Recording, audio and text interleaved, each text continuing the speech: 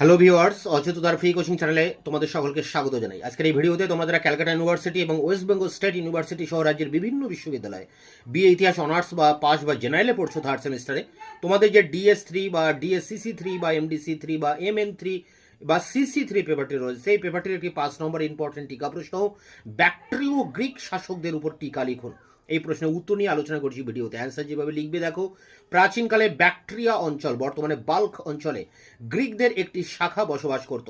ভারতীয়রা বাল্ক অঞ্চলকে বাহাল্লিক দেশ বলতো, তাই ভারতীয়দের কাছে এরা বাহাল্লিক জবন নামে পরিচিত। এই গ্রিকরা গ্রিকদের মূল দেশ অর্থাৎ গ্রিস দেশ থেকে ভৌগোলিকভাবে বিচ্ছিন্ন ছিল।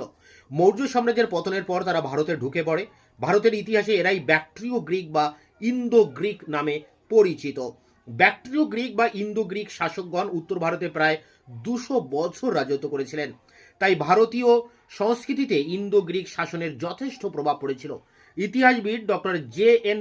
বন্দ্যোপাধ্যায় মনে করেন যে ভারতের ইতিহাসে আলেকজান্ডারের আক্রমণের চেয়ে ব্যাকট্রিয় গ্রিক শাসনের ফল অনেক বেশি স্থায়ী হয়েছিল।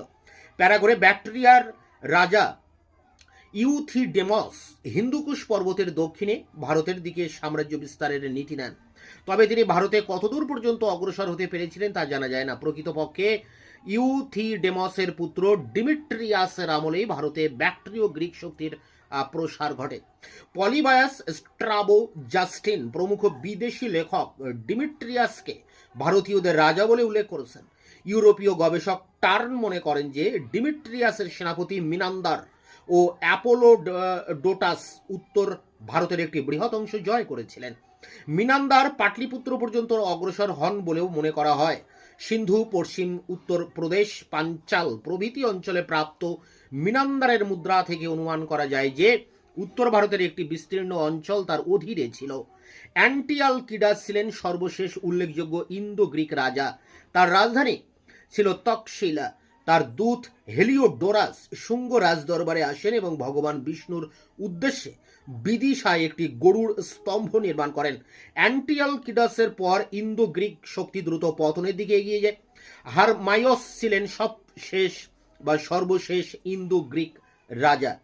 প্যারা করে দেখো এবার এর প্রভাবটা কিভাবে পড়ছে দেখো। ভারতের দীর্ঘকাল সহাবস্থানের ফলে ধীরে ধীরে ইন্দো গ্রিক ও ভারতীয়দের মধ্যে সামাজিক সমন্বয় সাধিত হয়। মৌর্য সম্রাট চন্দ্রগুপ্ত মৌর্য সম্ভবত গ্রিক রাজা সেলুকাসের কন্যাকে বিবাহ করেন। এইভাবে ভারতীয় ও ইন্দো গ্রিকদের মধ্যে বিবাহের বহুল প্রচলন ঘটে। ভারতীয়দের সঙ্গে মেলামেশার ফলে গ্রিকরা ক্রমে ভারতীয় হয়ে ওঠে। তারা ভারতীয় নাম, রীতিনীতি, আচার অনুষ্ঠান প্রভৃতি গ্রহণ করে। প্রাচীন ভারতীয় শিল্পকলার ক্ষেত্রেও গ্রিক প্রভাব পড়েছিল। গান্ধার শিল্পের চূড়ান্ত বিকাশ কুষাণ যুগে লক্ষ্য করা গেলেও এই শিল্পের প্রকৃত সূচনা হয়েছিল ব্যাকট্রিয় গ্রিক যুগে। গান্ধার শিল্পের সূচনা ও উৎকর্ষে গ্রিক শিল্পী ও শিল্পরীতির প্রভাব ছিল যথেষ্ট গুরুত্বপূর্ণ।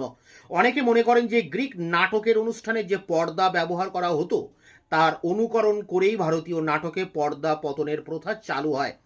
গ্রিক বা জবনদের দেখে এই প্রথা চালু হয় বলে ভারতে পর্দার নাম হয় জবনিকা। পণ্ডিত সুনীতি কুমার চট্টোপাধ্যায় মনে করেন যে গ্রিক দেশের হোমারের ইলিয়াড মহাকাব্যের প্রভাবে ভারতে রামায়ণের কাহিনী গড়ে ওঠে। অবশ্যই এই মতটি বিতর্কিত। আবার কেউ কেউ মনে করেন যে ভারতীয় কাব্যের ছন্দেও গ্রিক ছন্দের প্রভাব পড়েছে। কেউ কেউ মনে করেন ভারত ও ব্যাকট্রিয়ার মধ্যে চিকিৎসা শাস্ত্রীয় জ্ঞানের আদান প্রদান ঘটেছিল, ফলে উভয় দেশে চিকিৎসা বিদ্যায় অগ্রগতি ঘটেছিল। ব্যাকট্রিয় গ্রিক শাসন ব্যবস্থায় সামন্ত শাসকরা স্বায়ত্ত শাসনের অধিকার ভোগ করত। পরবর্তীকালে এই রীতি ভারতীয় বিভিন্ন রাজবংশের শাসনেও লক্ষ্য করা যায়। এই ছিল ইন্দো গ্রিক রাজাদের উপরে সংক্ষিপ্ত 5 নম্বরের টিকা প্রশ্নের উত্তর। এটি সংগ্রহ করে পরীক্ষার প্রস্তুতি নাও। তোমাদের এই পেপারটির সমস্ত প্রশ্নের উত্তর চ্যানেলে আপলোড করা আছে। ভিডিও ডেসক্রিপশন বক্স থেকে তার লিঙ্ক পেয়ে যাবে। দেখা হচ্ছে অন্য কোনো ভিডিও ক্লাসে। ততক্ষণ চ্যানেলকে তোমরা সাবস্ক্রাইব করে রাখবে, বন্ধুদের কাছে শেয়ার করবে। ভিডিওটি ভালো লাগলে অবশ্যই একটা লাইক দেবে।